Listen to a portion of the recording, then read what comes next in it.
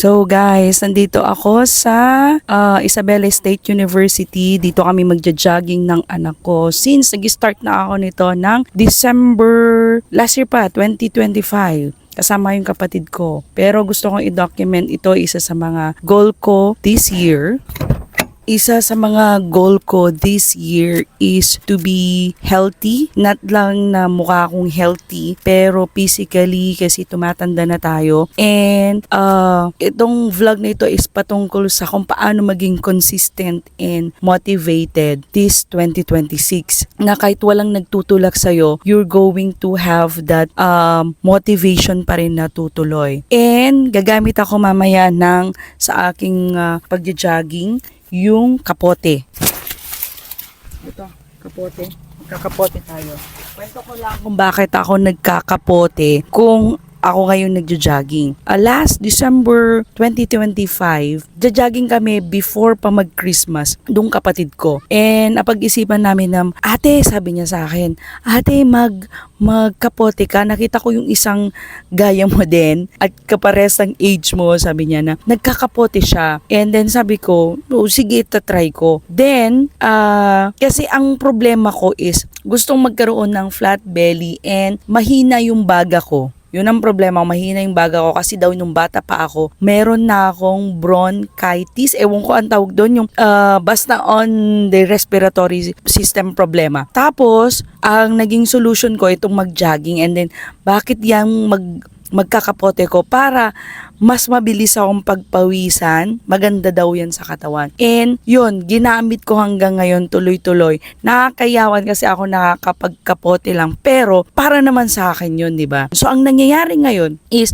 number one, tip ko sa inyo kung paano maging motivated, consistent. Hindi dahil sa motivations na napapanood mo or may nakakasabay ka. Ngayon wala yung kapatid ko, ang kasabay ko lang yung anak ko, but it's already late kasi may tinatrabaho tayo. Pero number one is para maging exciting at mag-stick sa'yo yung habit na ginagawa mo bago pa yan maging habit is one thing na pwede mong gawin bago ka mag-take action para maging exciting din is number one is try new things. Ako dati ayokong parang nakakaya magkapote. Ba't nagkakapote ba pag nagjo-jogging? Why not itry natin, di ba? So, try new things. Pag it work out, edi okay. Or where you get that new things, try nyo yung advice ng other people. If maging effective sa'yo, gawin mo agad. Pag sabi sa'yo, gawin mo agad. Huwag mo nang patagalin na after 2 weeks, after 1 month. Kasi hindi mo na talaga siya magagawa. Try that. Pag sinabi sa'yo, try mo to, try mo. Pag magiging effective sa'yo, then go. Pag hindi naging effective sa'yo, di hindi. Mabasa ka ng libro, nakapanood ka sa YouTube, try mo agad. Pag nagustuhan mo na try mo, that will be one of your parang hahanapin mo kasi yung gusto mo, hindi yung hanapin mo kung anong nagfi-fit sa iba. Nagfi-fit sa'yo. Ano ba talaga nagfi-fit sa'yo? Number 2 tip is, dahil nagfi-fit sa'yo, i-push mo yung sarili mo na maging habit yun. So, una talagang nagpapa-procrastinate yun. Pero ngayon, gamitin mo na yung okay na yun na pakiramdam, itry mo on 14 to 21 days. And then, magiging habit na yon. Tapos, magi-stay yun as a discipline. Maging disiplina ka. Lagi mo, magiging disiplina kasi siya pag meron kang goal. Ang goal ko is, nakikita ko yung damit ko na hindi na bumubukol yung bilbil ko o yung puson ko pag nag-skirt ako.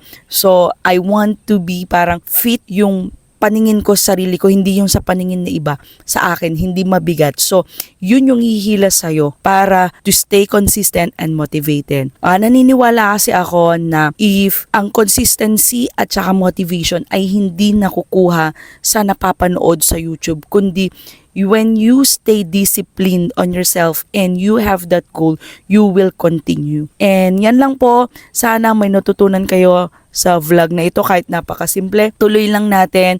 Let's dominate 2026 and let's get our goal. So, see you po on my next vlog. Paalam po!